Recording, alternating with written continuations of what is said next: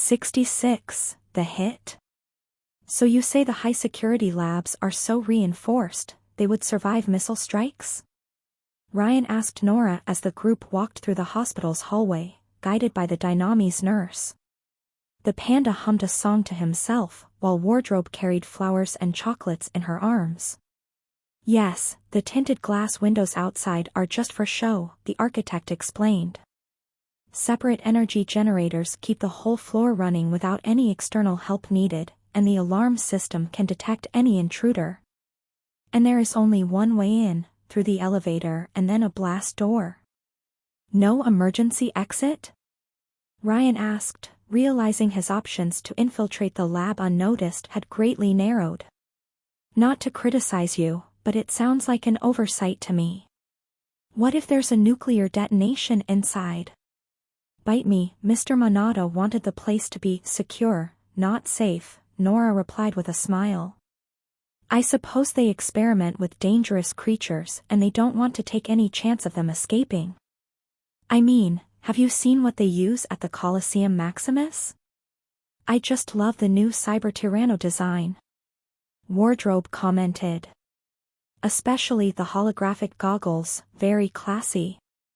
Oh, about that, people asked the panda to participate in the new tournament's opening match. Ryan's disciple showed off his chest with pride. Panda versus Velociraptors, the ultimate showdown. If you ask me, it's a colossal waste of resources. Nora rolled her eyes. The money would be better spent on hospitals than dinosaurs. They cost a fortune to make, let alone feed. Frankly, I'm torn, Ryan admitted. I understand where you come from, but dinosaurs have a special mass appeal. Though if someone were to blow up the whole building because they're too lazy to use the stairs, would the labs remain intact? Well, yes, they would. Nora looked at Ryan strangely. Why would terrorists be too lazy to use the stairs? It's purely hypothetical, Ryan lied through his teeth. But that's good to know. Eventually, the nurse led them to a white hospital room, or as Ryan called it, Felix's litter. The young hero looked far better than a few days ago, when acid rain had stabbed him through the gut. Besides the fact he needed to stay in bed with bandages around his chest, Adam Cat looked almost perfectly healthy. Though he had been forced to trade his hideous suit and mask for white hospital clothes, which Ryan considered an improvement. No wonder Livia fell for a face like that, Ryan thought, as he observed Felix's adorable visage. However, he soon remembered what Fortuna had said, about how her mother used her power for aesthetic surgery. Did Venus do the same with her son? Now that Ryan thought of it, Adam Cat's facial features seemed a bit too perfect. Poor kitten. Even his face wasn't his own. Guys, Felix said, unsurprised by Nora's presence. Wardrobe probably introduced them to one another in the past. Felix, I'm so glad you're okay. Wardrobe immediately all but dumped the chocolates and flowers on the patient's lap, much to his shock. Did they treat you well? Of course, the Dynami's nurse said with an amused smile. Before closing the door behind them, I will leave you alone, but please don't make too much noise. The other patients need rest. The panda scratched the back of his head, a bit confused. I thought you shared a room with the glass guy.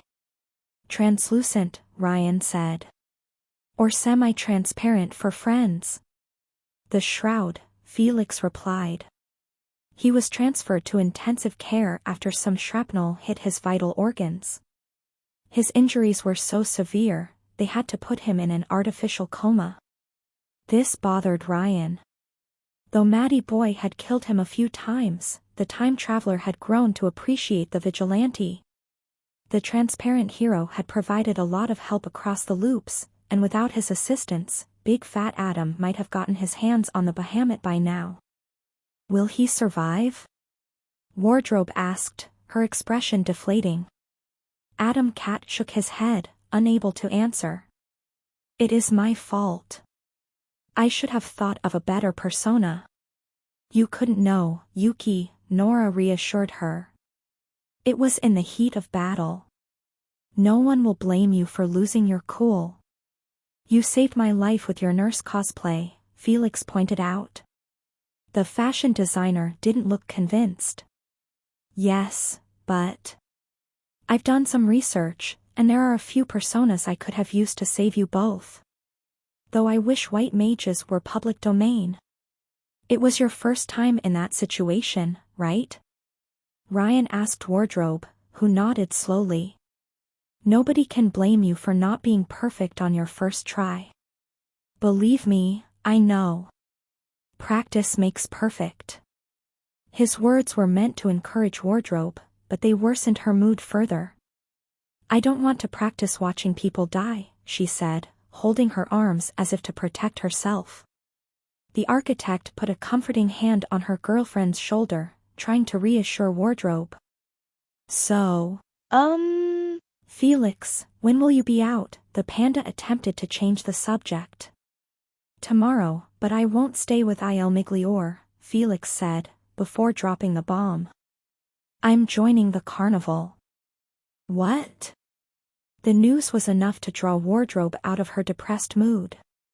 No way, Quick Save the Pandas only had one successful outing and you're all leaving?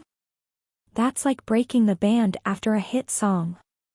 We can form a duo, Yuki, said the panda, trying to salvage the brand. Yin and Yang. If you change your hero name to Circus Lion, I'll disown you, Ryan warned Adam Cat. Felix ignored the courier's jab, and seemed quite uncomfortable in his presence. Something had changed. Is this about the costume? Wardrobe asked Felix with a frown. Because Enrique won't let you join the Pro League unless you change your outfit? Wearing what I want is just a bonus, Felix said with a smirk. Sorry, but I feel more in line with the carnival's values than Il Migliore's. Too much red tape gets in the way of doing what's right. Ryan couldn't say he was surprised, but he wondered how Lightning Dad would react. Mob Zeus could barely be talked out of murdering his godson for joining Dynamis. Joining Sunshine's team might very well push the aging psychopath over the edge. Come to think of it, both Lucky Girl and Livia had been strangely silent lately, neither sending messages. A storm was brewing in the background. Ryan could feel it in his bones. I feel so sad about this, Wardrobe lamented. We could have done wonders, the four of us. We can still team up from time to time, Ryan argued. A crossover event every month, until our fans get sick of it. Yes, but it's not the same, the fashion designer replied. I really liked hanging out with all of you. You could always form your own group, Nora suggested. I think Enrique would be open to the idea. I'll pass, Ryan replied. I don't think I will stay in New Rome for long. Really? This time, Felix finally paid attention to him. Where will you go? Where life will carry me. In truth, Ryan had no idea what would happen after he achieved his perfect run for New Rome. In the best-case scenario, he might stay with Len and the children, but the time traveler would likely go back to the road. Staying in one place made him restless, and he couldn't live without seeking new adventures to tackle. The courier didn't feel at home anywhere. Sifu, are you leaving me alone? Even though he was in human form, the panda's expression remained very bear-like. Your training is now complete, young disciple, Ryan said, trying to sound wise. From now on, life will be your teacher. I understand, the poor man-bear struggled not to cry. I understand. I know you have a lone cowboy energy about you, Wardrobe said with a frown. But I dunno, that sounds like a very lonely existence, Ryan. You're sure you don't want to stay? Even if Dynamis doesn't want you anymore, I sure do. Ryan looked at this pure, sweet creature too good for this broken earth. BFF? BFF, she replied with a warm smile. Unfortunately, you might have to discuss Yuki's better qualities later, Nora said as she checked the time. You will be late for the meeting. You have something planned? Ryan asked the others, uninformed. Wyvern wants every IL Miglior member to join a big meeting, Wardrobe said with a sad face. Sorry, Ryan, it's members only. I really argued for you to be present, but the new CEO said no. But we'll tell you how it went. It didn't take long for Ryan to put the pieces together, but he kept his thoughts to himself. Well, I'll change the kitten's litter alone then. Oh, we could meet tomorrow at my place. The panda suggested. It's small, but it's comfy. Sure, that would be great, Nora said with a smile as she turned to face Ryan. Perhaps you could introduce me to that underwater specialist you told me about? Ryan chuckled. I'm not sure if she will agree to leave the Kami cave, but I'll try to convince her. Oh. Maybe I will get the Karl Marx costume out of storage then. On these words, Wardrobe apologized to Felix for the short visit, and then left alongside her girlfriend and the panda. Ryan was left alone with the young superhero.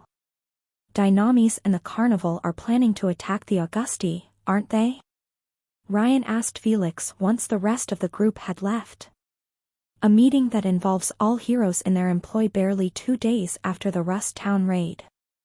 Alphonse Monada and Hargraves want to strike the iron while it's still hot. Do you want to know? Felix asked, his tone suddenly caged and wary. Or is it Livia asking through you? Truthfully, kitten, I will find out soon anyway, Ryan replied with a shrug. I'm just trying to make conversation. Also, I thought you didn't want family visits, but I've seen Narcinia leaving this place. I made an exception for Narcinia. She deserved to know the truth. Well, that explained her reaction. I told her everything. How Augustus murdered her parents, and arranged her adoption so he could use her powers to make drugs. It makes me sick just to speak of it. He's even worse than I thought. I assume she didn't believe you? Ryan slouched on the nearest chair, a leg over the armrest. She has no memories of her birth parents? No, Felix replied with an angry scowl. Bacchus probably shattered her mind when she was young. He can do that with his power. Psychically torture people to madness, or gaslight them into believing false things. Ryan mentally noted that tidbit of information, to use when he would blow up the Bliss factory later. Well, if you truly join the carnival, you will have the opportunity to contribute to the family feud. I know about Livia. Felix glared at Ryan. Blackthorn told me you met with her and Fortuna. Well, that explained the sudden distance between them. If I told you it was part of a master plan to get your sister off my back, would you believe me? I know how she is, but Livia? Felix crossed his arms. First my sister, now my ex. You had to fuck the whole family? Are your parents in an open marriage? Ryan asked innocently. Adam Cat didn't find him funny. Are you in bed with them? The Augusti? Figuratively or literally?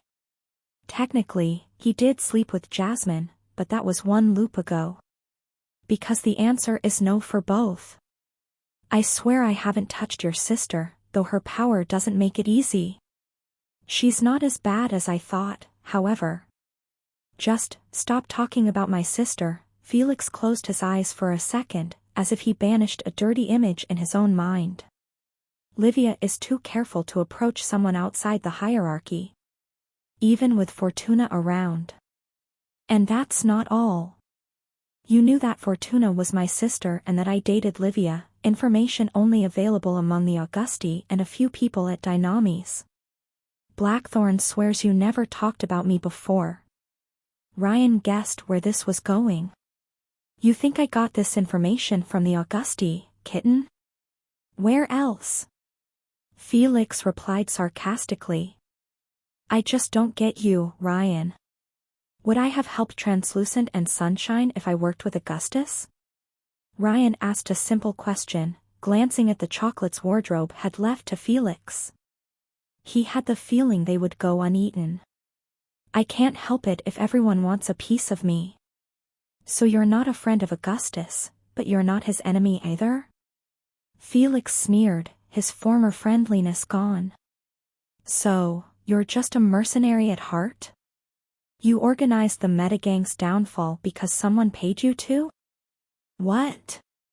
No, I'm not paid for what I do, though I wish I were. Good grief, if Ryan had been paid for every loop he spent in New Rome, he would be even richer. Truth is, kitten, I destroyed Hannafat Lecter's group because they threatened friends of mine. I'm just trying to make sure the people I care about get to live another day. No more, no less. That's Livia's excuse. Protect her family, no matter what. She still loves you, you know? While Ryan respected Felix's decision to cut ties with his family, he sympathized too much with Livia's situation not to at least try to help them make up. I don't. Adam Kitten looked away. I never did. Not like that. Ryan frowned. What do you mean? Our parents pushed us into our relationship, Felix admitted. They were best friends back when their organization was just a branch of the Camorra. Our match was decided back when we were children. I still care about her, don't get me wrong, but as a friend. I don't love her. I never was the Prince Charming she wanted me to be. She told me about your secret hideout. Ryan tried to sound neutral, but he couldn't hold back an undercurrent of reproach in his voice. How you went there to hide from your families. You were misleading her back then? I wasn't lying, not really.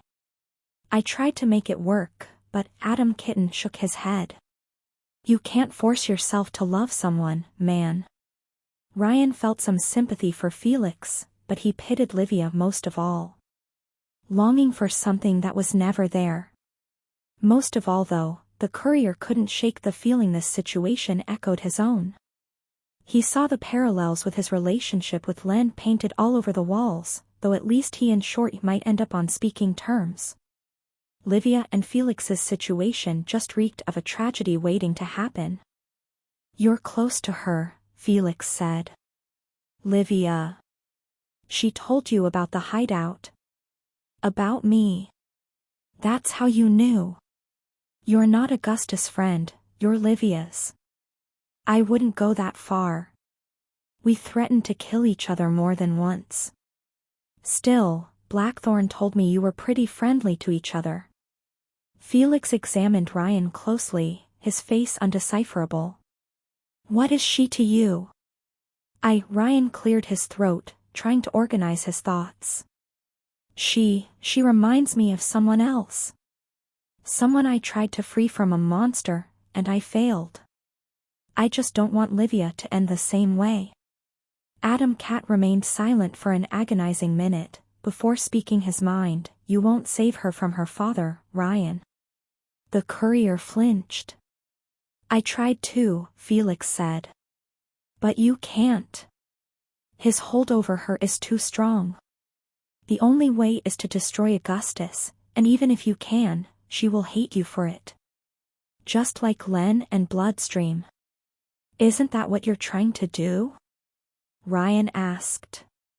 Dynamis and the Carnival plan to attack Augustus and Lightning but won't take you siding with them well. Your parents can't shield you forever. I don't care, Felix replied, raising his shoulder in an attempt to look stronger than he was.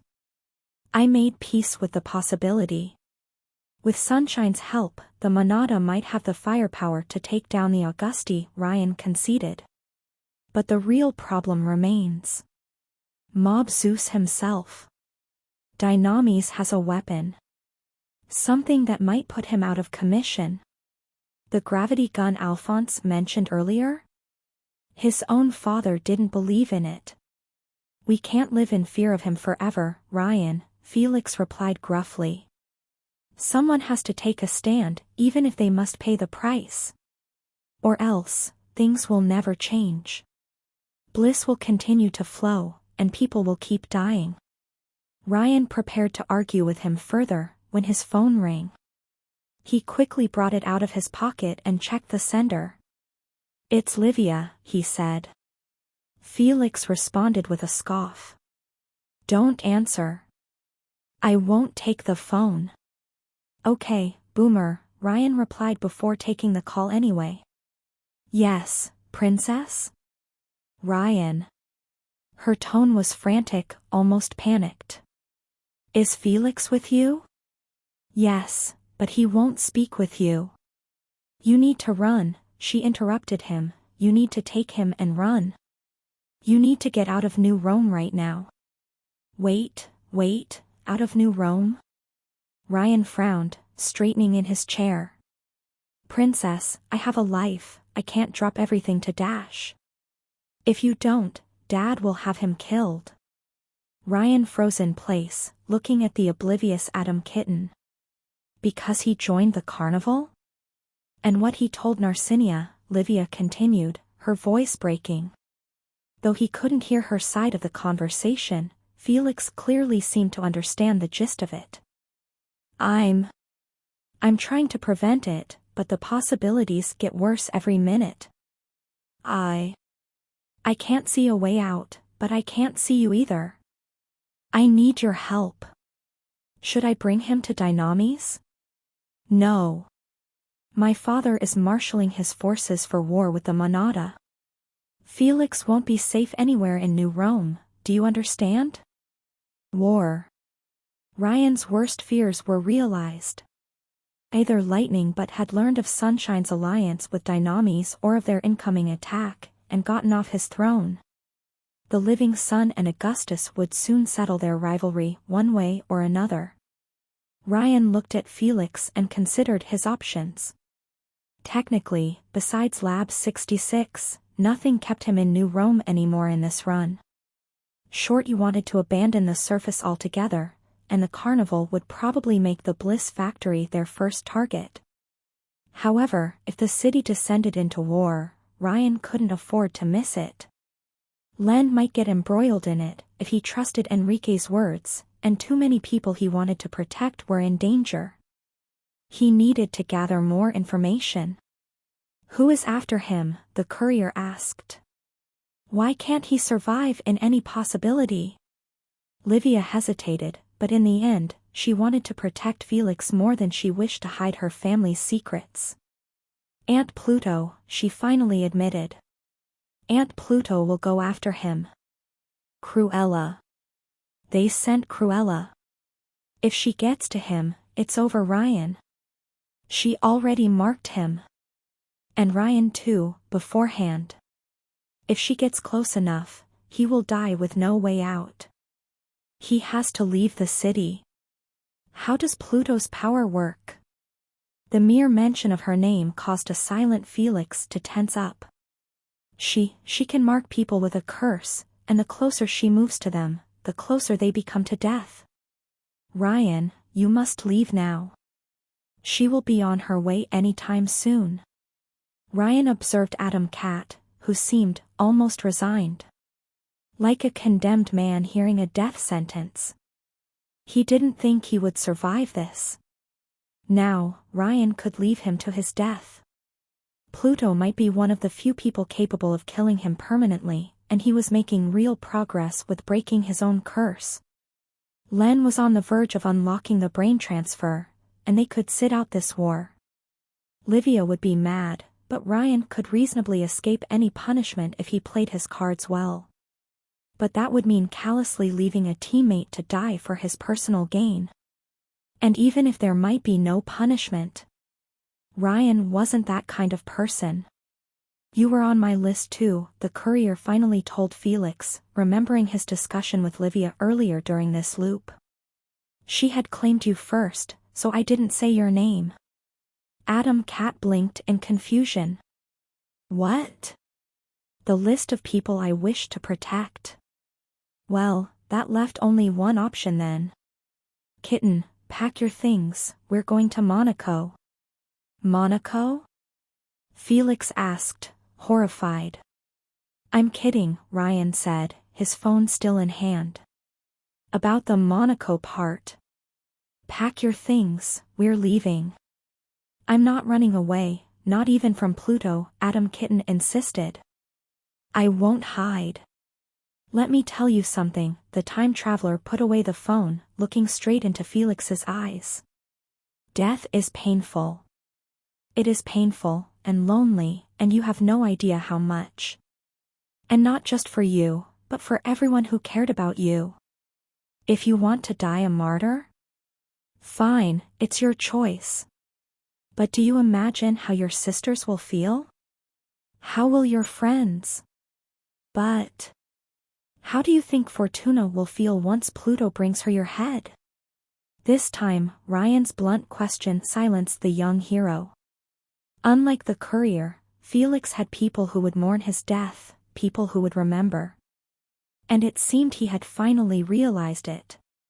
We're leaving, Ryan told Livia, Felix climbing out of the bed to change his clothes. How long do we have? I'll try to give you as much as possible, but not much. She let out a long sigh. Thanks, Ryan. I will remember this. You aren't helping an ingrate, I swear.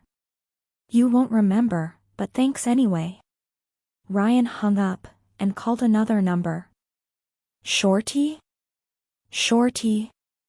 Yes, she answered. Thankfully, she had set up a communication channel for such emergencies. Is there a problem? Yes, a big one. Could you reroute one of your bathyspheres to send a human-sized cat to, say, France? What's happening? She immediately started to panic. Riri, are they hunting you? No, not yet. Though Ryan had the intuition he would be on Augustus' kill list very soon. It's for a friend in need. I can do it. Okay, we'll meet outside the city. If the transfer happened within New Rome's confines and they learned of the bathysphere, then Vulcan would either track Felix down or inform Augustus about Len's hideout. While the weapon genius wasn't very loyal to her boss, she had no reason to help Ryan this time around. Be wary, Vulcan might be set on our case soon. From the designs I gave you, how long will it take you to recreate the armor? Riri, we can't, it's too early to test. I'm not even sure. We won't have much time, Ryan replied. The whole cardboard castle will crumble soon. The storm Enrique had forewarned was about to hit New Rome. And Ryan wanted Len to remember him when it subsided. I'll do what I can, she said. Take care, Riri. I'm coming. Thanks, Ryan said as he hung up. By now, Adam Cat had switched from his hospital clothes to his usual costume, and even put the mask on. Why France? Felix asked, a dark bandolier around his chest. Many people there owe me a favor, and I'll cash in. Ryan's first thought had been to send Adam Cat to Len's base, but the risk of Augustus attacking the commie cave was too great. The courier couldn't endanger Short nor the children. I hope you like Camus though. Whom? What an uncultured bore. Do we take your car? Damn it, and this mess had to happen the one day he left his Plymouth Fury with Len. No, Ryan said, realizing he would need to cross a line today. We'll take the Panda Mobile. He had the feeling this day was about to get worse. 67, Murphy's Law. The Panda Mobile was, well, everything Ryan had expected. A Dynamese-made copy of a second-generation Fiat Panda, covered in white and black fur to mimic an actual panda. It was comfy and cute, with a panda doll dangling from the rearview mirror. A complete lack of imagination packaged by a corporation too lazy to make a custom car. If the panda hadn't given him the keys beforehand, Ryan wouldn't have touched the thing with a 9-foot pole. And even then, just putting his hands on the driving wheel felt wrong. I feel like I'm cheating on my long-suffering wife with a dirty whore, Ryan said, thinking fondly of his Plymouth Fury. I'm filled with regrets. Regrets and anguish. Shut up and keep driving, Adam Cat said from the front seat, repeatedly looking in the rearview mirror for any sign of Pluto. The duo had reached the city's suburbs, and would soon approach an overpass. Great pillars of concrete lifted the highway out of New Rome above the road like a bridge, and loomed over shacks inhabited by the city's poorest residents. While dynamis had put some effort into keeping the highway functional, they clearly didn't look below it. Still, the sun was starting to set, and no sign of the Augusti yet. If all went well, the duo should reach the rendezvous point with land near the Amalfi Coast at nightfall. Hey, you're the one who prevented us from taking a better car. Upon seeing the abomination, Ryan had immediately tried to borrow the nearest sports car, but no, Kitten was too nice to allow it. It's your life on the line. One of them anyway. Yours too now. Augustus will target anyone who helps me. Felix sighed. Sorry to be snappy, Ryan. I appreciate the help. Have you fallen for me yet? The courier teased him, just as his phone started ringing. Lucky girl. Because your sister has, in spite of my best efforts. You shouldn't be calling while driving, Adam Cat said gruffly, as Ryan picked up the phone while driving towards a traffic light. Fortuna, darling, how can I make you even happier today? Ryan? Much to his surprise, she seemed confused to have the handsome courier on the phone. How can it be? I was trying to call Felix. My power is never wrong. Well, your wish has come true, Ryan said, while Felix shook his head like a maniac. He is right next to me, begging me for protection. He is? Fortuna asked while her brother glared at the courier. Oh my Ryan, you truly are the perfect gentleman, anticipating my wishes before I even think of them. Now, hand him the phone. I don't want it, Felix said, as Ryan dangled the cell phone right in front of his partner's head. Come on, don't be a bab. The traffic light above them separated from the pole holding it above the ground, and threatened to fall on the Panda Mobile.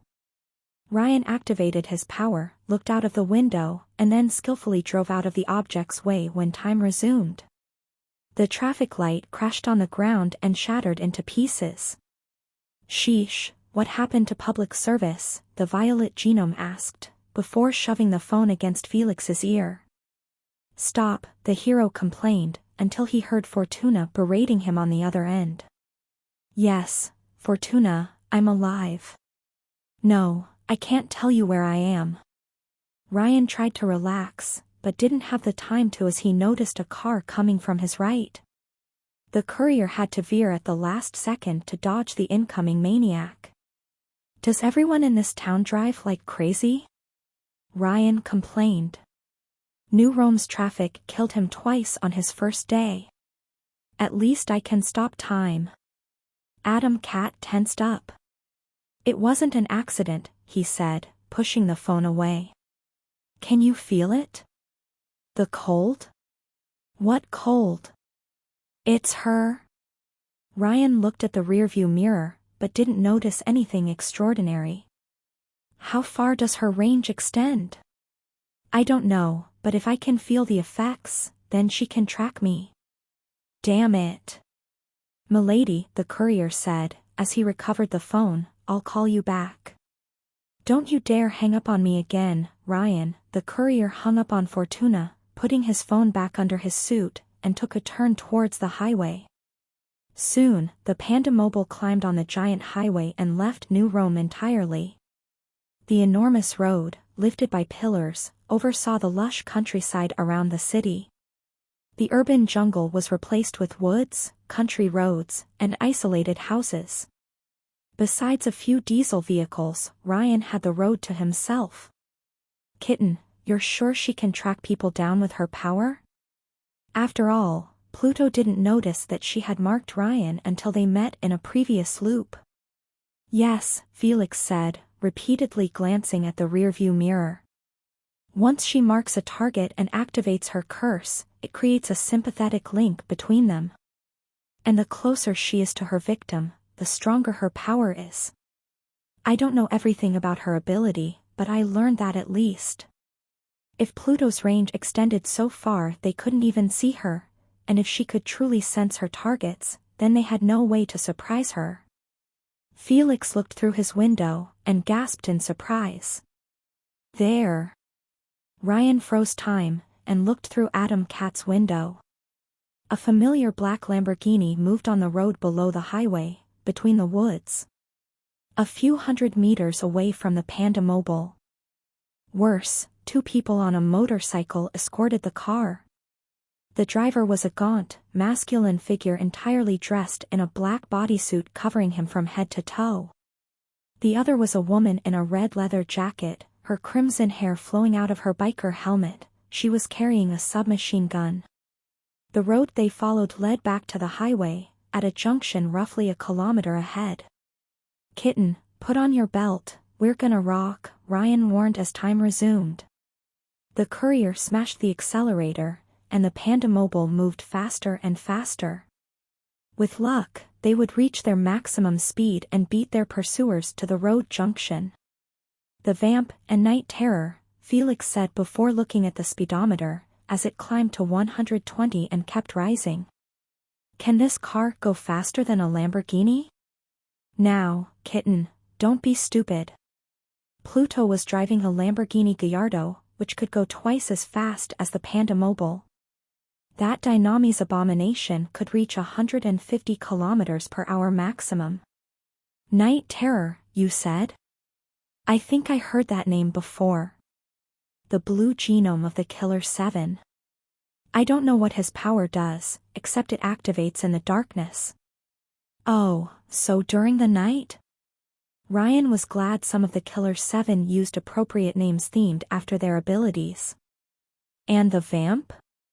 She sucks you dry? Not really, she can use pheromones to make people do stupid things, and even kill them on touch.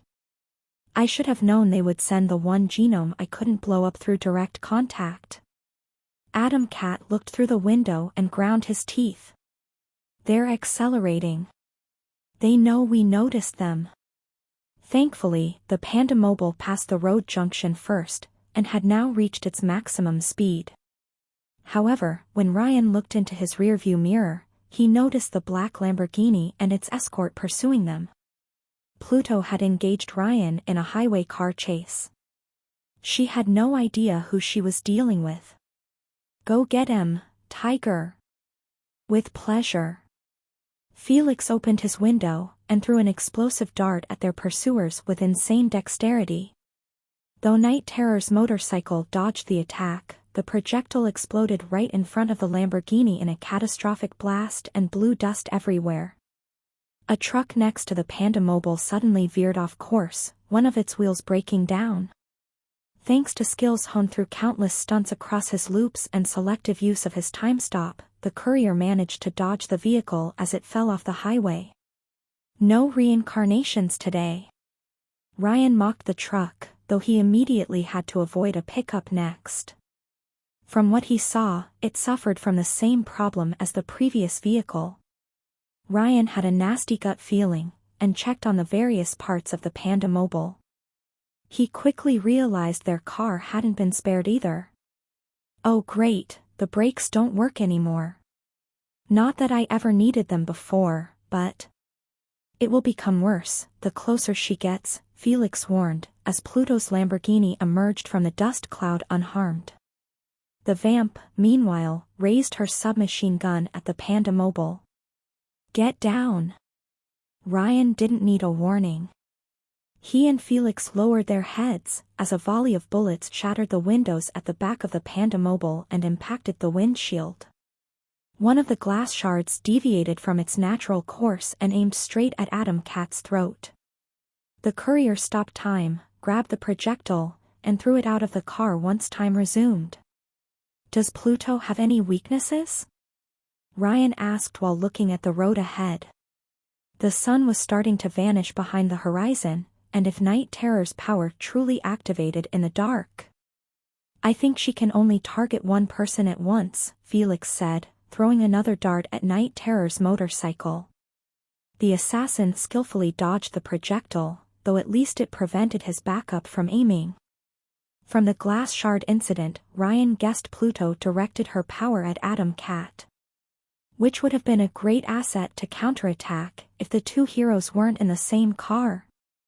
She needs physical proximity for the effect to get stronger, Atom Cat said, grabbing a new dart from his bandolier, so if we get far enough, it will lose potency. Maybe the brakes will work again then. What happens if she gets within, say, 10 meters of us? Felix scowled. Heart attack. Ryan hoped it would take more than 40 seconds. Her power had to have a weakness. All yellow genomes had weird limits. They warped reality, transforming an imaginary concept or narrative into a physical law of the universe.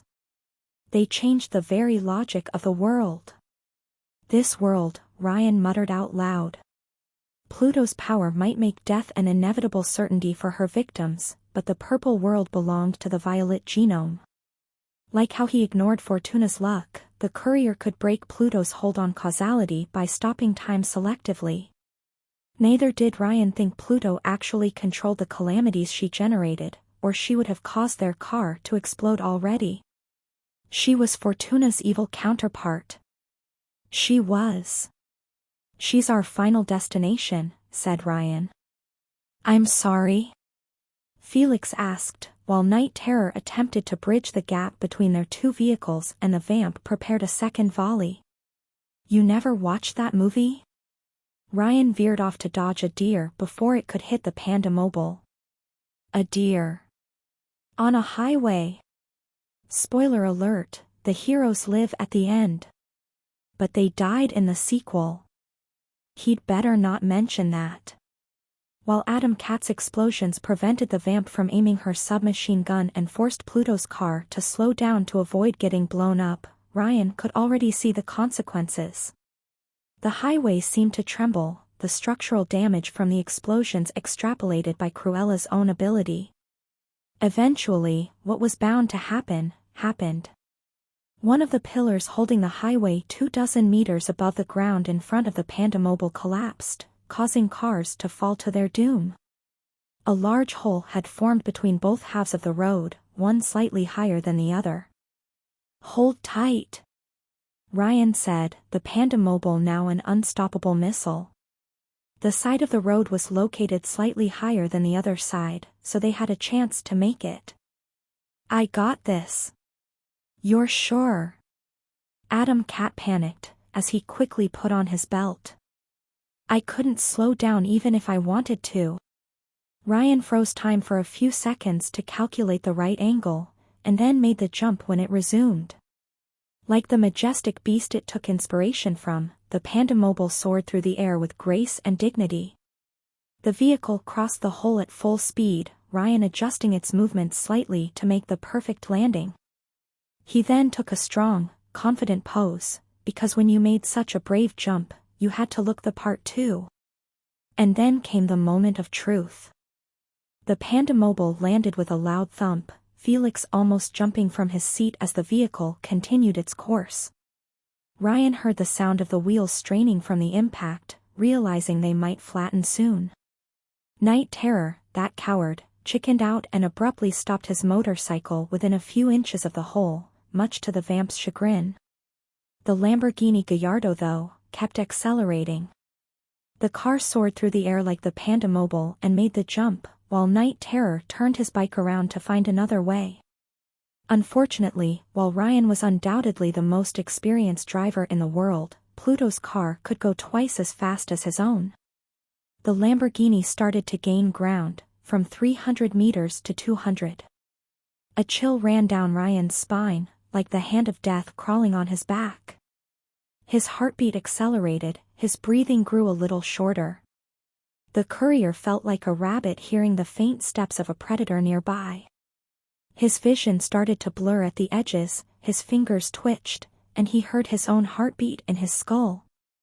Pluto's evil eye was on him now. Hit her, he snarled at Felix, Pluto's power making him unnaturally anxious. Hit her, hit her. I'm trying. Felix panicked, removing his seatbelt and struggling to find a new projectile. And I'm running out of darts. In which case? Kitten, hold the driving wheel. What? Felix hastily grabbed the wheel as Ryan kicked his door open, grabbing a revolver from under his suit. Then, as his cat struggled to keep the Panda Mobile on track, the courier rose half out of the car. Didn't you hear? Ryan shouted to Pluto, as he froze time and aimed at the Lamborghini. I'm immortal. He fired multiple shots, 2 at the windshield, 1 at the engine, and 2 at the wheels. Almost all of them bounced off. A bulletproof car? Ryan raged as time resumed, as he took back the driving wheel and closed his door. They have bulletproof cars, and we have a Fiat Panda? Worse, the Panda Mobile's car had let out a puff of smoke, a flame rising from below. The calamities had started targeting the engine. Leave me and run.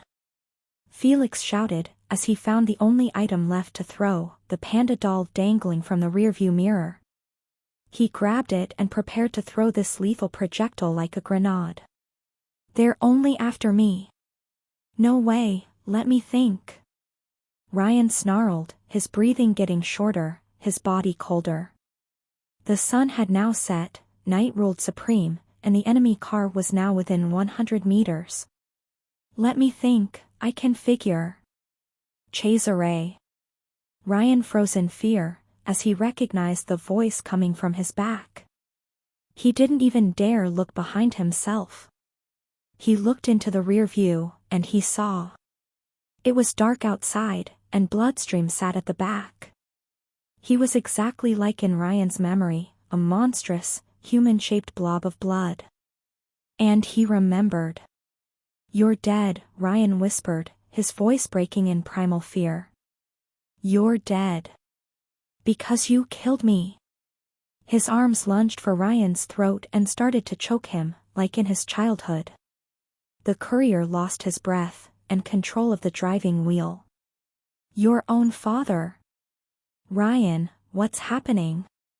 Felix panicked, as he abandoned his plan to throw the doll to regain control of the car. Unfortunately, he couldn't.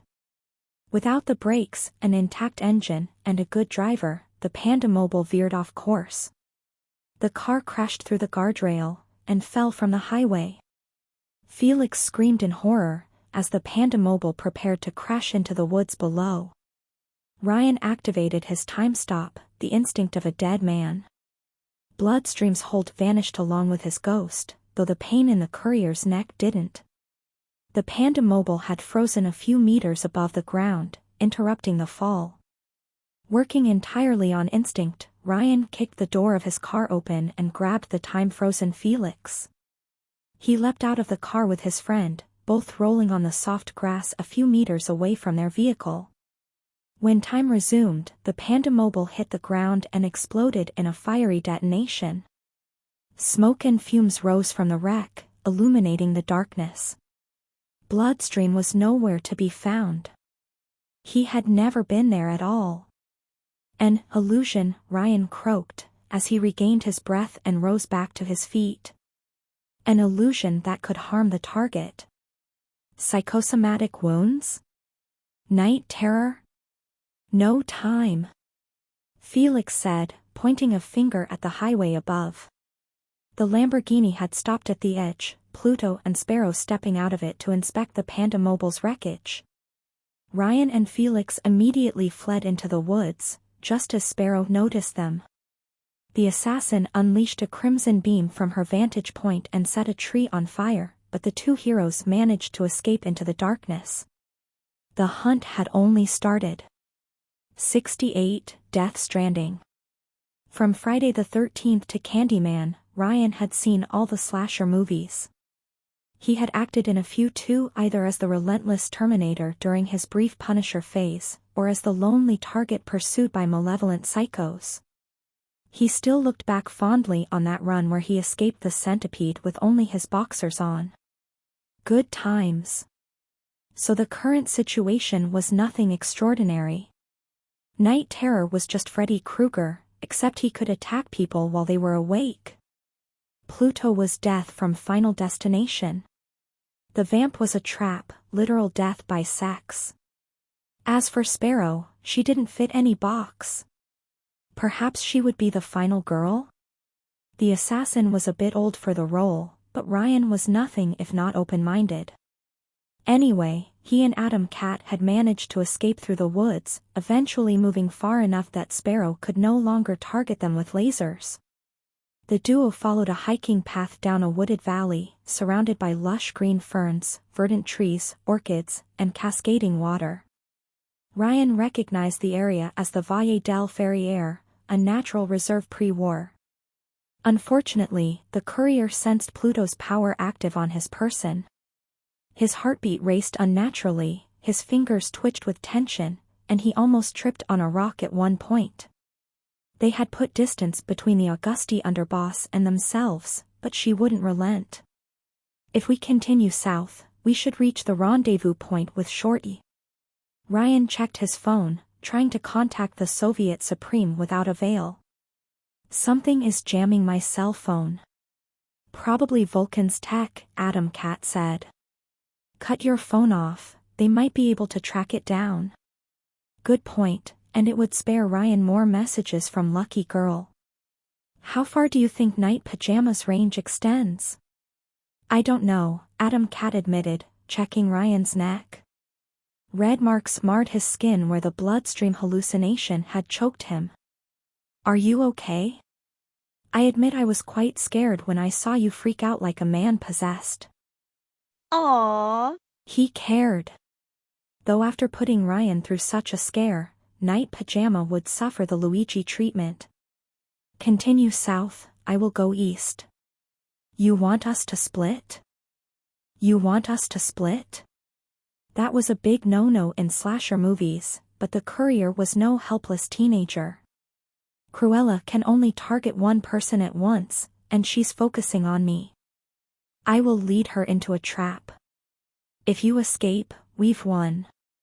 Also, Ryan couldn't risk having the Killer 7 track them to the rendezvous point. Risking his own life was one thing, endangering Len's was another. Felix immediately protested, I'm not leaving you to die, Ryan. Trust me, kitten, the courier said, while grabbing a revolver in each hand. He would have taken a dose of Rampage too, if he didn't worry Pluto's power might worsen the side effects. I do better without teams. But... do I have to shoot you too? The kitten finally understood it was time to let the adults do their thing. Okay, Felix said, though he clearly didn't like it. Okay, I will trust you. But don't you dare die for me. God forbid, your sister would nag me in the afterlife if I did. Now go. With one last glance, Adam Kitten followed the hiking trail south, while the courier moved east. Ryan strolled through the woods, even as he sensed Pluto's invisible pressure growing stronger. He passed before the mossy ruins of houses and mills, and eventually followed a path following a tumbling river. He soon reached a wide area, with woods on one side, and a small waterfall on the other. A river coursed through a path of whetstone, which allowed one to step from one side to the other. Leaves bristled as shadows approached. Ryan raised his guns, as multiple figures seemed to surround him. With the darkness, he couldn't see clearly. And yet, as a sweet, delicious perfume filled the air, the courier couldn't help but relax. The tension in his body seemed to vanish, as an invisible voice told him to relax. Slowly, a figure emerged from the bushes. She was the most beautiful sight the courier had seen in his entire life, in all his runs combined. A gorgeous redhead with a curvaceous body and perfect skin, even her few freckles only enhanced her appeal. Her lips were red as blood, her eyes shining emeralds. Her red jacket seemed like a forbidden frontier, the promise of untold pleasure to whoever could get past it. When he saw her, Ryan immediately wanted to drop everything, slam her against a tree, and give her the full Romano special. "Hey," the vamp said with a warm, lovely smile, revealing her empty hands. Even her voice aroused the courier. "It's okay. You're safe. My poor boy, you must have been so scared, all alone in the woods. Are you an angel?" By now, Ryan's pop culture-infested subconscious was in full control of his body. "They're the most beautiful creatures in the universe. I can be your angel if you want," the redhead said, putting a hand on her jacket zipper. "Just throw your weapons away, and I'll show you heaven." Who was Jasmine again? This was the perfect waifu. The romance endgame, the true ending. But as Ryan was about to turn this horror movie into a porno, he realized one problem with this scenario. "Gingers can't go to heaven," he said, "they don't have souls." "What?" And then he shot her. The bullet impacted the killer's chest and tossed her back against a tree, but didn't shed blood. Oh, come on, what kind of supervillain wore a bulletproof vest nowadays? Ryan knew he should have aimed for the head. "You shot me." Vamp protested in shock. "You shot me. Begone, demon." Ryan raised his guns and fired at Will like a maniac. "I know your game, succubus. Each of your freckles is a soul you stole." Vamp looked at Ryan as if he were mad, before fleeing behind a tree to avoid getting shot. Damn, this always happened when he tried to blow off stress. "Richie, get your ass over here," she shouted. "How can you resist my pheromones, asshole?" "Well, when you have taken as many mind-altering substances as I did, eventually you build a tolerance," Ryan replied, as he reloaded his guns. "Frankly, I've tried much stronger aphrodisiacs than your pheromones. You wouldn't believe half the things I've done." "No matter," the ginger devil replied from behind her cover, "a kiss and your vitals will fail you." As she said that, all too familiar inhuman faces emerged from the woods to surround Ryan from all sides. "Dear guest." 5 vicious clowns, each armed with napkins and silver cutlery. "The Monte Carlo is currently closed." "Bring it, Pennywise," Ryan replied, shooting the closest one as it collapsed into a white substance. These illusions could harm him like the real ones, but they died like the originals too. They only had as much power as his mind gave them. As he engaged the clowns, Vamp left her hiding spot and moved around bushes like a stalking lion, her hands now letting out some kind of colored smoke. Lethal pheromones, most probably. Ryan briefly stopped time, the Monaco illusions vanishing instantly. However, unlike Bloodstream's ghost before, when time resumed, the clowns returned to life. "Is that the best you've got, pajamas?" he taunted Night Terror, as he slaughtered his way through the clowns. "I killed thousands of them. I even ate one." Then, as he was surrounded by darkness and dead clowns, a new smell filled the air. One that filled him with anxiety and dread. The stench of death and disease and Riri. Ryan turned around, and faced her. She stood on the whetstone near the waterfall, wearing clothes drenched in blood. "Shorty?" Ryan asked, though intellectually, he knew this was all in his head. Len opened her mouth, only to vomit blood. She cried crimson tears while letting out an ear-piercing shriek, and charged at the courier with a knife raised. Ryan was so startled by the sight, that the illusion had closed the gap before he could aim. She used one arm to push him against a tree, and the other to try and stab him with a knife. The courier had to drop one of his guns to catch her hand and keep the blade away. He then attempted to aim with his remaining gun, even as his attacker started shocking him. "You never left Monaco." The illusion's voice didn't belong to Len, but Ryan himself. "You're still in that bed, and this is all a dying dream." That was probably the worst thing someone could have said to the time traveler, and it made him lose focus for an instant. Night Terror's blade instantly hit Ryan's thigh, though the courier managed to deviate the attack away from his vitals. Unfortunately, while the scary special effect failure kept him pinned to a tree, Vamp emerged from her hiding spot.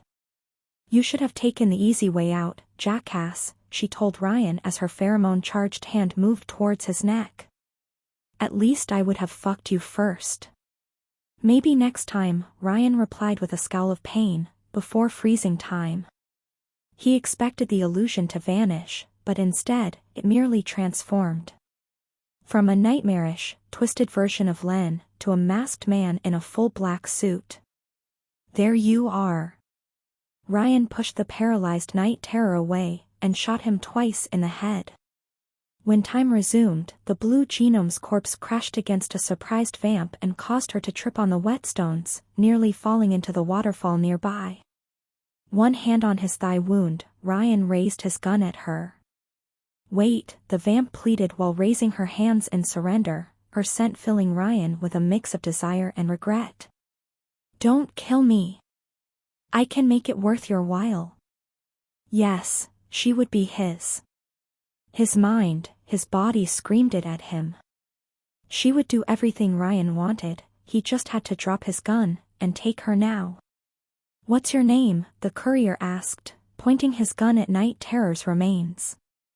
"His and yours?" 4 later. "Richard Pinkman, and Karen Ricci." She forced herself to smile. "Yes, lower that gun, and I will kiss your wound." Ryan shot the ginger menace in the head before she could tempt him further. "No sex before marriage," he quipped, as the waters dragged the assassins' bodies down the waterfall. "My purity is my shield." Afterward, Ryan let out a sigh of pain, Night Terror's knife still embedded in his flesh. He couldn't remove it without risking bleeding out, even with his enhanced physiology. At least, not until he found a safe spot. However, he didn't have time for this. The courier heard an explosion in the distance, south of his location. It seemed Adam Cat was fighting for his life too, in spite of the time traveler's best efforts. Ryan could barely hear himself think, as his heartbeat rose in intensity. His heart felt as if it would burst in his chest, and his vision blurred at the edge. "I'm impressed. Pluto." Ryan immediately raised his gun in the darkness, but couldn't locate her. Was she hiding behind a tree? Down the waterfall? No, the voice was a distant shout, far away. "No one has survived against us so long before, at least not without backup." Pluto fell silent for a brief instant, while Ryan tried to locate her by sound. "You are quick save, are you not? My niece asked us that no harm befall you a while ago." "She asked me to spare you too," Ryan replied with a scowl. He couldn't hear right with that heartbeat drum in his head. "You know, I've been meaning to ask, are you single?" "I'm widowed," she replied with a tone that made Ryan wonder if she was joking. Why? Either it was the lasting effects of the pheromones, Jasmine's absence in his life, or sheer masochism, but the courier couldn't help but be a relentless flirt. "Can't we solve our differences the noble way, with an arranged marriage?" "I swear, I will be the best you ever had." "I will pass," Pluto replied, all business. "Your thought process is painfully transparent. Separating so I could only focus on one of you only. But Sparrow is giving chase to the traitor as we speak." "Your scheme changed nothing. Don't you know cats eat sparrows?" Ryan shook his head, on edge. No calamity had befallen him so far because Pluto wanted an audience, but he had no idea what would happen once she fully unleashed her power at this distance. "You don't know anything about the animal kingdom. I have studied your marker from afar, and it seems strange. As if connected to a second one, far, far beyond my reach." A universe that my curse cannot touch. Her voice was getting closer. You're not really here, are you? You're just a projection. Even if my calamities kill you, you will pop up again. Honestly, I don't think the Earth would survive two of me. At least it meant that while Pluto could kill Ryan now and track him in future loops, she couldn't put the courier down permanently. The news came as a relief. Now, if only he could confirm the same with Cancel, that would be perfect. If you fight so ferociously to live, then there is a cost to pay, even if you can recover, the underboss said with sharp insight. Stay out of this, quick save. My brother wants his godson dead for his treachery. He doesn't care about you. Just, look the other way. Sorry, you're too poor to afford my rates. Then die. Pluto unleashed the full strength of her curse at him, and the world trembled. Literally. The ground quaked below his feet, and a terrible wind blew through the trees. Leaves flew in his direction, and before Ryan knew what hit him, they cut through his clothes and skin like razors. The gun in the courier's hands made a worrying sound, and branches fell on him at the speed of javelins. Ryan hurriedly froze time to dodge the projectiles and toss his gun away, just before the gunpowder inside caused it to explode mid-flight. I see how your power works, he heard Pluto taunting him as time resumed. You freeze time for a few seconds. 5? Maybe 10? You can gain a respite from my curse by breaking the flow of causality, but at this distance, you can't escape everything. At some point, you will slip up. Eventually, you will die. Everything dies. Ryan opened his mouth for a clever retort, only for something to catch him from behind. A noose-shaped branch from a tree grabbed his neck and raised him above the ground, tightening its hold. At the same time, Night Terror's knife moved on its own, worming its way through his flesh as if wielded by an invisible hand. At such a short distance, Pluto's curse outright warped reality. It caused the world itself to want Ryan dead. Worse, the courier heard a gunshot in the distance. Pluto had decided to speed his demise along the old-fashioned way. Hastily freezing time, Ryan managed to break the branch holding him prisoner, removed Night Terror's knife, and tossed it aside before it could worm its way to his vitals. As he moved, he noticed Pluto's bullet frozen in midair. Its trajectory had clearly deviated to target the courier's head. Should he use the plushie? No, the risk was too great. If Pluto's power could affect it, then it might do worse than just turn against Ryan. No sooner did the courier step out of the way and time resumed, than he almost tripped and broke his skull against a large stone. His movements slowed down, his heart beating so fast his enhanced body couldn't keep up with the blood flow. Beep. Ryan heard a familiar sound coming from inside his suit. The A-bomb. Shit, shit, shit. Pluto's power prioritized killing him over collateral damage. Without any other choice, Ryan froze time, dragged the device out of his clothes, and hastily disabled it. Thankfully, the temporal anomaly canceled the calamitous power and he managed to remove the detonator. However, when time resumed, he found himself without any defense. The ground collapsed beneath his feet, dragging him into the river and down the small waterfall. Ryan managed to protect his head with his arms before he hit a large stone below, but part of the natural structure collapsed behind him. A pile of rubble buried him from the chest down, crushing his legs. He only had the strength to raise his head, as a lone shadow loomed over him from atop the waterfall. This is as far as you go, quick save, Pluto said, raising a gun at him from the higher ground. The distance between them was no more than 15 meters now. I will tell my niece you did your best. Oh, Ryan rasped, the water level rising and threatening to drown him. Be back. And I will kill you as many times as it takes. No, you won't. Both Pluto and Ryan turned their heads, Felix emerging from the woods with a weapon, charged with his explosive power. The panda doll from the Panda Mobile. Yes.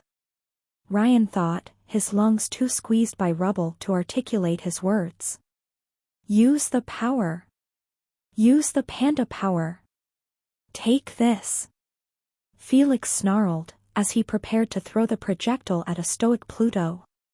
The courier felt the death curse's pressure vanish, as it targeted Felix next.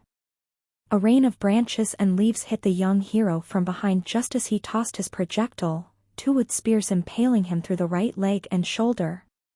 Felix collapsed while the leaves hit the panda doll in midair, detonating it at a safe distance. Pluto could use her ability defensively? Where is Sparrow? Cruella asked calmly while dusting off her dress. Kitten's valiant effort had achieved exactly nothing. Dead, Felix said with a snarl of pain. The branch spears had pinned him to the ground, and his blood mixed with the water falling down the waterfall. Took her by surprise, and blasted her.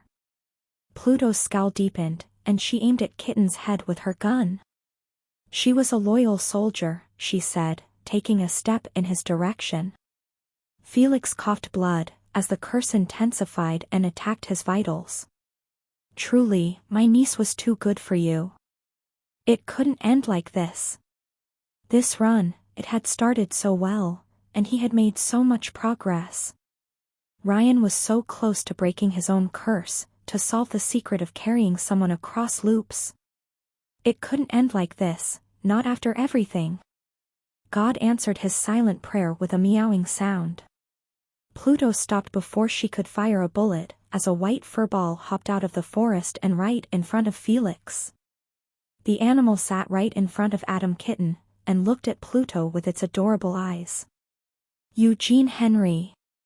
What is? Pluto's expression had changed from bored professionalism to a hint of fear. No more wooden spears or leaves fell to finish her prey off. In fact, strands of yellow energy seemed to flicker around the area, as if something challenged the underboss power. What is this thing? And someone had followed the cat through the wood. A striking young woman with hair as bright as the sun, the most elegant costume, and a gold-plated gun. Fortuna. Of all people, it was Fortuna who came to the rescue. A living good luck charm. Even better, her power seemed to interfere enough with Pluto's that no calamity or heart attack finished her brother off. Instead, a golden cloud surrounded Fortuna like a halo, and shielded Felix thanks to the physical proximity. Godmother, she said with a frown, before noticing her brother and immediately rushing to his side. Felix. Felix, are you all right? Fortuna. Pluto frowned deeply, her gun still pointed at Felix. You were to stay with Livia. I tried to follow. Fortuna's eyes noticed Ryan down the waterfall, and widened in shock. Ryan. The courier tried to wave a hand at her, but his body failed. Now that Pluto's death curse didn't target him, the water level had fallen and no longer threatened to drown him, but his body remained crushed, battered, and bleeding. He was in no shape to interfere. Fortuna's horrified eyes moved from Ryan to Felix, as she quickly put the two and two together. No. Your parents gave their authorization, Pluto said, almost reading Lucky Girl's mind. The task fell on me, specifically so you wouldn't have to sully your hands. But, Fortuna's voice broke in her throat, as she tried to form a coherent sentence. It can't be. He betrayed the organization to the carnival, Pluto insisted, growing annoyed with Felix's continued survival. Now move out of my way. It has to be done. Fortuna's panic turned into a scowl, as she silently reached a decision. Godmother. Fortuna raised her own gun at Pluto's head, while stepping between the killer and Felix. Get away from my brother. If she wasn't such an annoyance, Ryan might have fallen for her on the spot. You're turning traitor too? Pluto glared at the siblings. You disgrace your parents, both of you. Get away from my brother. Fortuna repeated, her fingers trembling on the trigger. I won't hesitate. The two women exchanged a glare, the tension rising between them. Fortuna, no, Felix pleaded, his eyes widening in dread. No, don't. Spare the rod, Pluto said, calmly aiming her weapon at Fortuna while the death curse found a new target. Yellow strands surrounded Fortuna's cloud, like spears ready to fall on a shield. Spoil the child. 2 gunshots echoed across the forest, and then silence. 69, limited time. Ryan's vision blurred. It was hard to focus, darkness lurked at the edge of his vision, and his strength left him. He couldn't even feel his legs, and his whole body felt cold. Maybe it was the loss of blood, or the leftover damage he suffered from the battle with Pluto. Or perhaps it was Eugene Henry's doing, as the cat teleported right in front of Ryan. The feline looked down on the trapped genome without a sound, like a guide to the underworld. Fortuna. Above the waterfall, a horrified Adam cat held his sister in his arms, blood flowing from her chest. Pluto's corpse fell down the waterfall, a hole in her forehead. The river pulled the underboss downstream to her last abode. Her curse had been cancelled and the woods returned to normal, though it came with a cost. Fortuna had made a lucky shot, but even luck couldn't cheat death from her due. Fortuna! Felix shouted, trying to cover his sister's wound with his hand and prevent her from bleeding out. Ryan knew enough about medicine to know it was useless. If he had the tools and the energy, he might have saved her. He would save her still. He would save them all the next time around. In the end, only Ryan was cursed with immortality. Only he could carry that burden. As he started to lose consciousness, Ryan noticed a metal shadow moving upstream. A mermaid in power armor crossing the river to rescue him. Riri! Len shouted in horror while rushing at his side, immediately pushing away the debris keeping him down. I'm here. I'm here. Len. Always there to save him when all was lost. I must go now. For a moment, the courier thought he had spoken out loud, until he realized where the disembodied voice came from. Something spoke through Eugene Henry, using Ryan's own voice. The rest, the cat looked into the courier's eyes, his feline gaze shining purple with the wisdom of the stars, is up to you. A flash of violet light overwhelmed Ryan, and he lost consciousness. When Ryan opened his eyes, it was to the tune of the International. The ceiling was crimson red, and he faced a portrait of Marx and Engel. An intravenous device pumped his right arm with anesthesia, right next to a steampunk wheelchair of leather and tin. Damn it, had he woken in a hidden Soviet lab again? Once had been enough. Ryan's eyes wandered around himself, his body feeling heavy, he had trouble breathing correctly, and his chest itched. Most importantly, he couldn't feel anything below his waist, including his most dangerous weapon. Even Vamp died in an attempt to claim it for herself. He was in a hospital bed, with a TV and a window leading into a dark undersea abyss. Sitting on a chair right in front of him, little Sarah read Journey to the Center of the Earth by Jules Verne. She hadn't noticed him waking up. Ryan turned his head, glancing at another bed near his own. Adam Cat laid half-hidden beneath the bed sheet, watching the ceiling with empty eyes. Bandages covered his torso, and he had an intravenous system of his own. Felix? Ryan's voice startled Sarah, who hastily closed her book. Kitten? Nothing. Adam Cat didn't even respond. His gaze was a blank, empty abyss of nothingness, a 1,000-yard stare. He has been like that since Ma brought you in, little Sarah said with a frown. He doesn't respond when people call him. I've seen that gaze before in Rust Town. He's broken inside, and he's not coming back. He will. Ryan knew that from experience.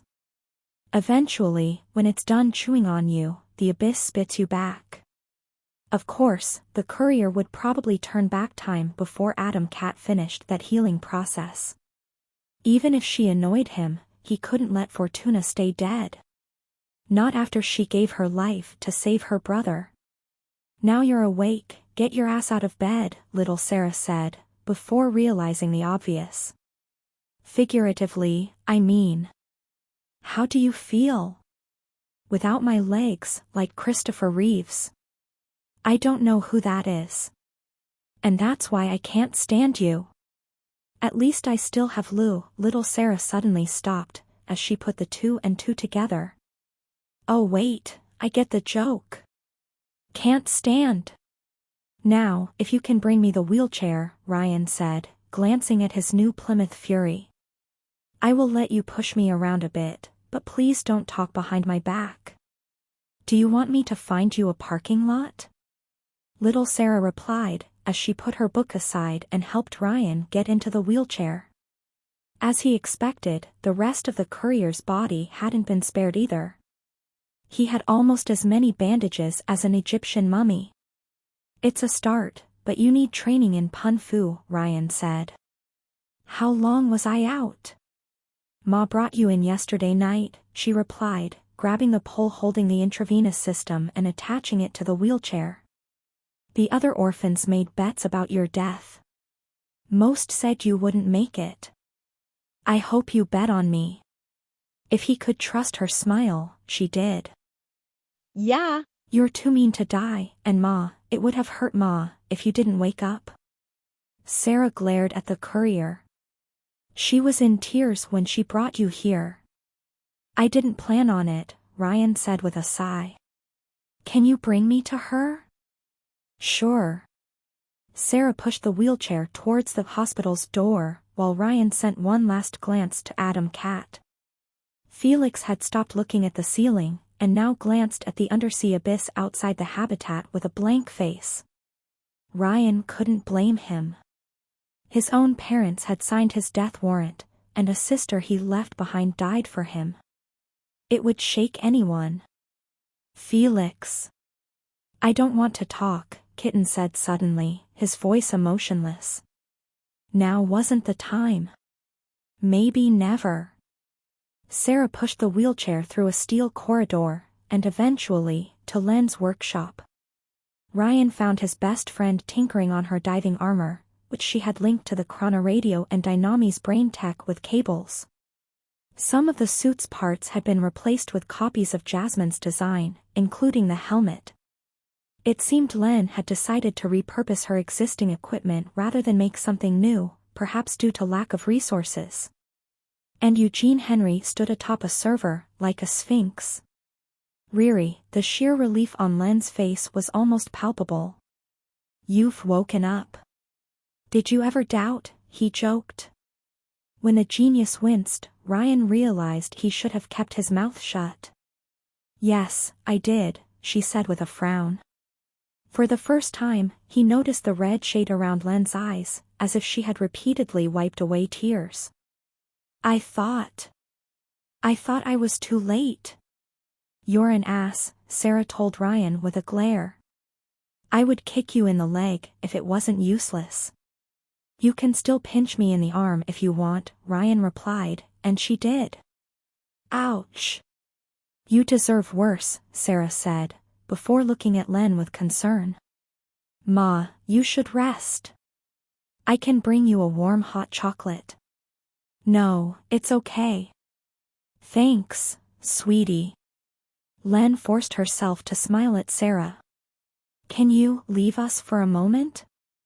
The little girl clearly didn't want to obey, but did so anyway. The workshop's door closed behind her, leaving Len and Ryan alone. I'm sorry, Ryan said immediately. Len looked away. I couldn't save her.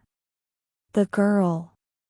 She was already drowning in her own blood when She was dead before you even arrived. Ryan moved the wheelchair forward, putting a hand on Len's arm.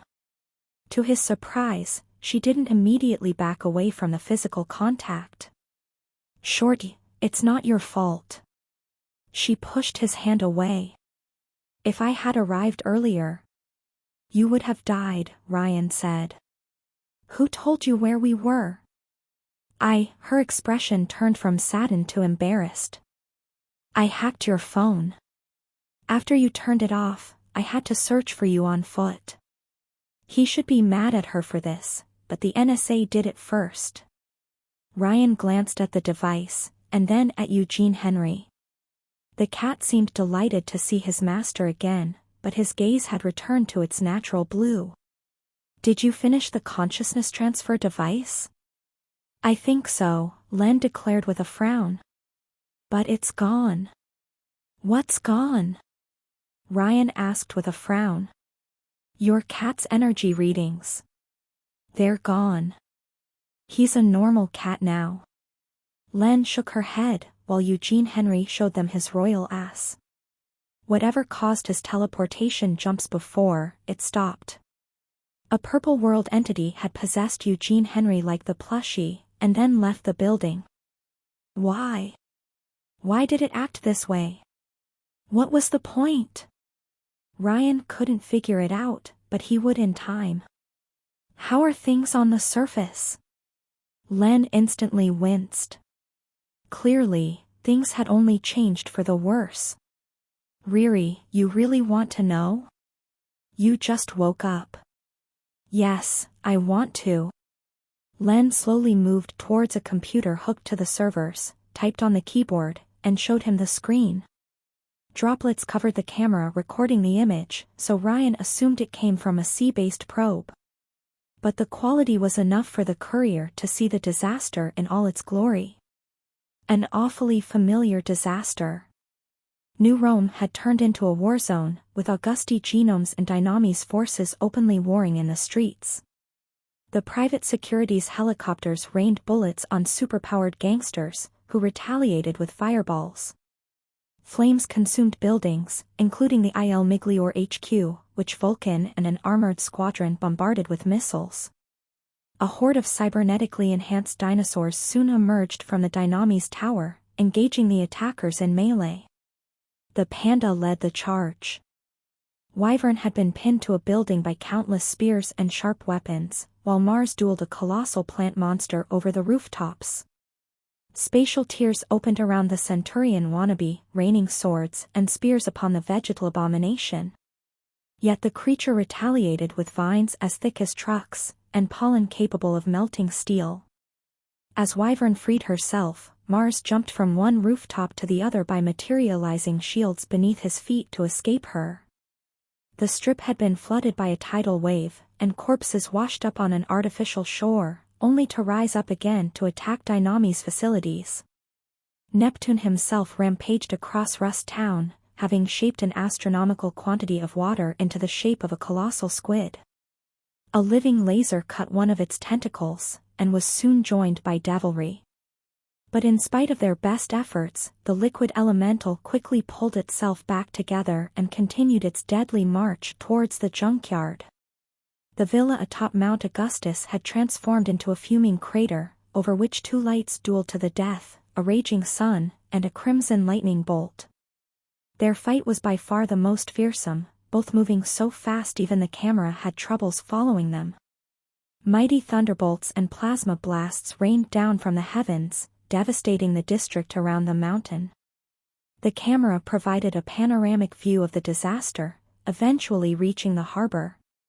Mortimer, Lanka, and other genomes fired at will against an unseen form, which almost gave Ryan a headache simply showing up on screen.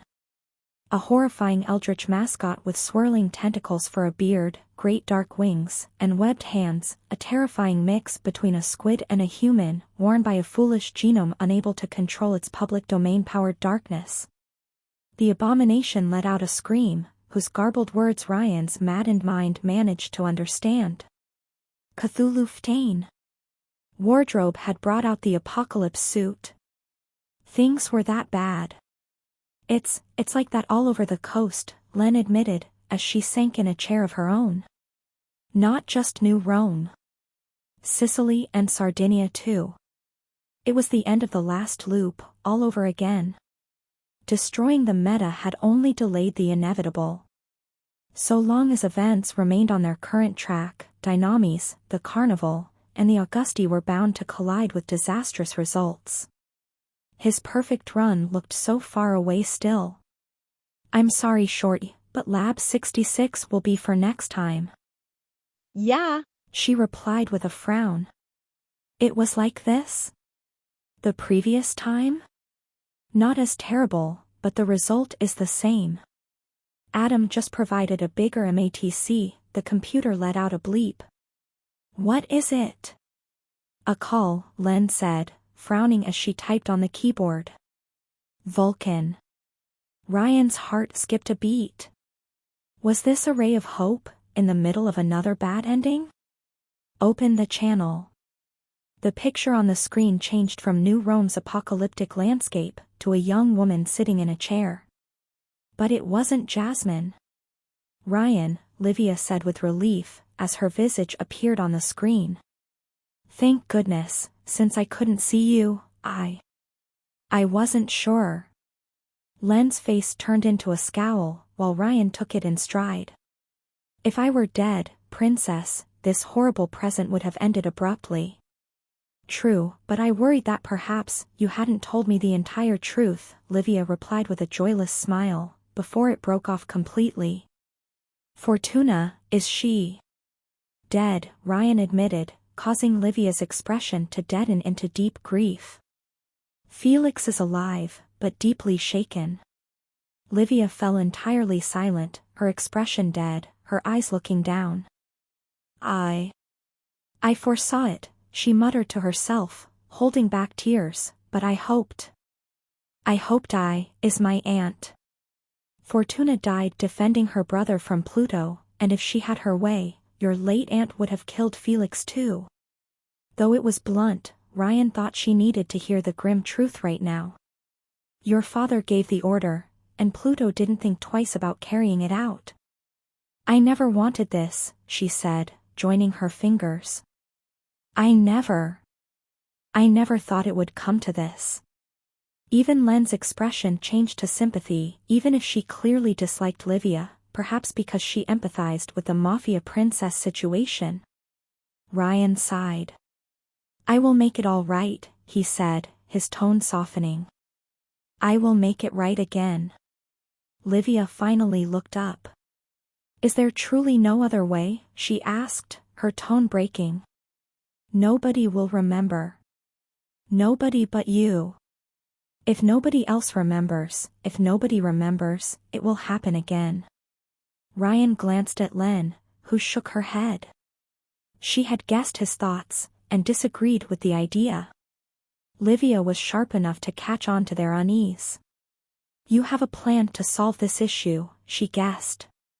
"We can't tell you," Len said before Ryan could open his mouth. I'm sorry, but no. You are the underdiver, correct?" Len Sabino. Livia regained her composure as she focused on Shorty, putting on her poker face. Perhaps she had started using her power to observe and predict the genius. "You know everything." "Yes," Len admitted. "Anne, I was against him telling you. I understand why you distrust me, especially after what my aunt did." Livia's fingers fidgeted, the young woman unable to hide her shame. "But I swear, I never wanted this to happen. I did everything I could to stop it." Len wasn't impressed much. "But you couldn't." No, I couldn't." Livia closed her eyes and bit her lips. The little gesture reminded Ryan of Len, so very much. "My father, he usually listens to me. But not on this. No argument, in any possibility I've seen, could cause him to reconsider. His hatred of Hargraves runs too deep." "Where are you even?" Len asked with a frown. "How can we be sure that others aren't listening?" "I am in a safe place outside New Rome alongside Narcinia. It's a private line, I assure you. Vulcan's private line, and she is too busy to listen." Livia cleared her throat. It's precisely because she is too busy that I call you now. How did you know? How did you know Ryan was here?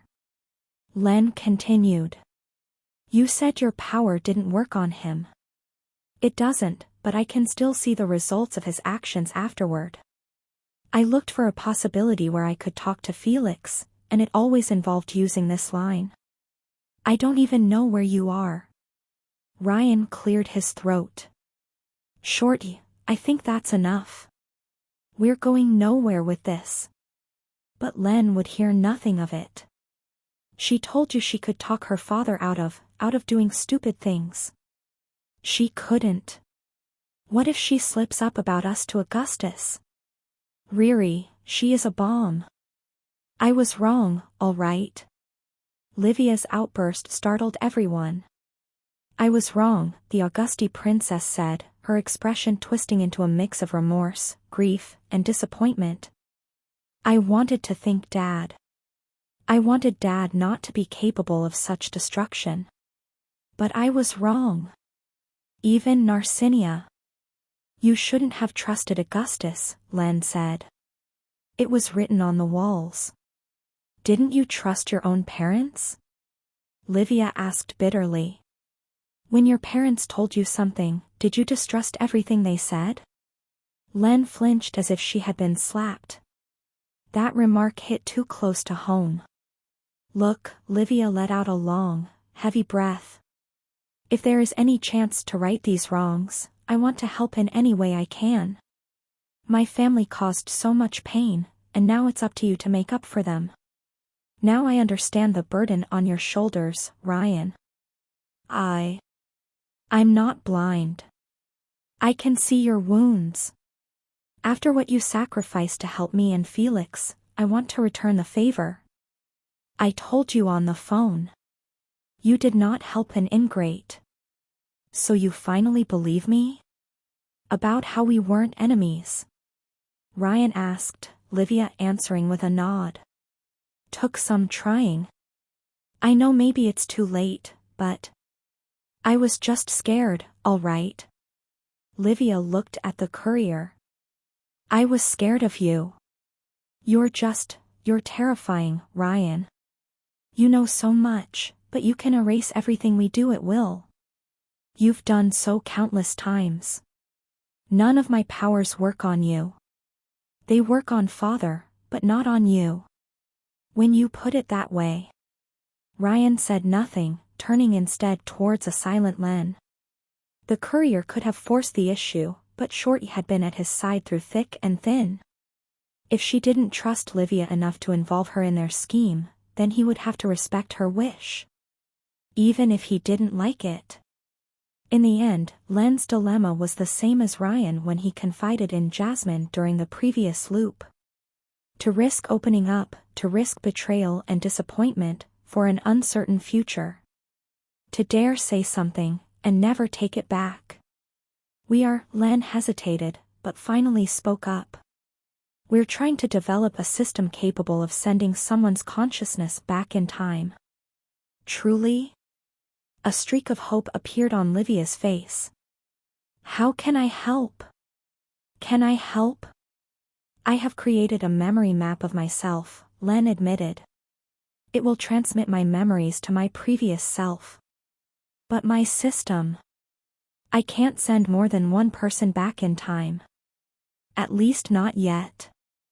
I'm not even sure it will work at all.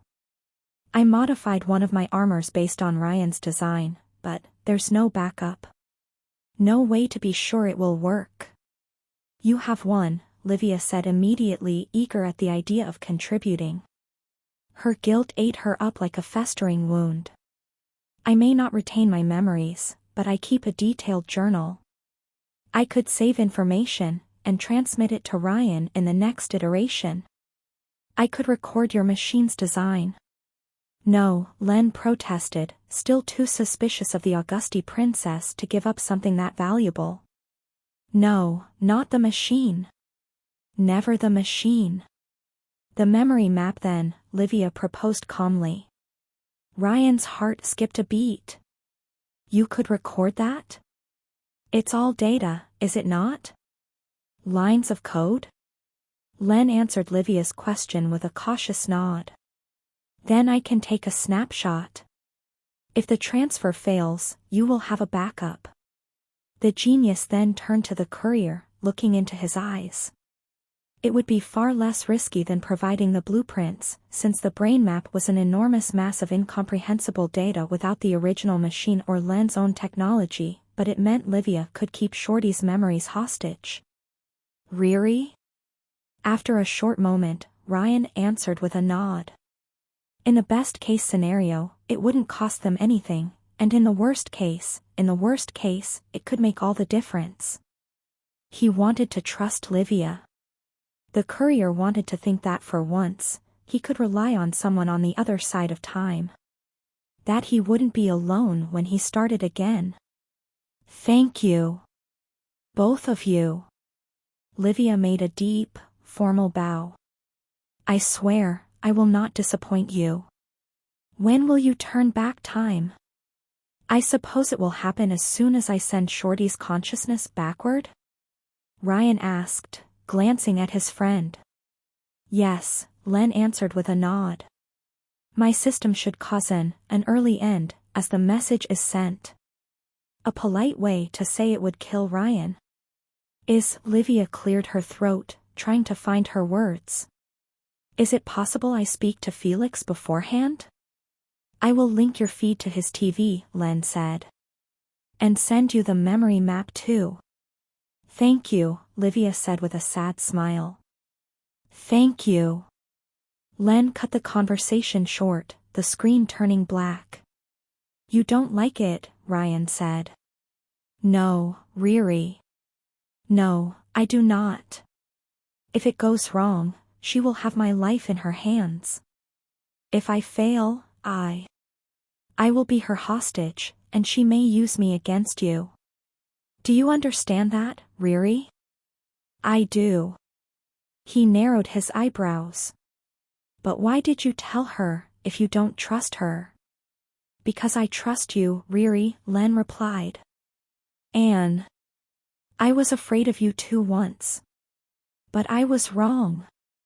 Thanks, Shorty. Damn, he had sand in his eyes. If the world is just, you will remember these words. It's not, she said, looking away. But I hope I'm wrong. The courier glanced at his cat, who now rested on the server. It said it was all up to us now, Ryan said. It helped, but now, it's all up to us. I don't understand. Eugene Henry. It said it had to go, and that the rest was all up to me now. Now, Ryan saw it clearly. The entity had sent chronoradio messages to encourage the courier as he considered giving up, caused him to meet with Livia early in the run, and subtly provided help to Len.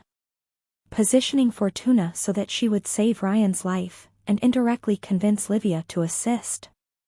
It set events in motion so this very meeting could happen. It would mean that it sent Fortuna to her death intentionally, Len pointed out, skeptical. Should we trust something using human life so carelessly? I just want to see the best in people. Even interdimensional horrors, without prejudice. Len wasn't convinced. Sometimes, there's no good part. Some people are rotten to the core. Yeah. I met Big Fat Adam, Ryan replied with a shrug. But I still want to see the best. Look for the stars in the night sky.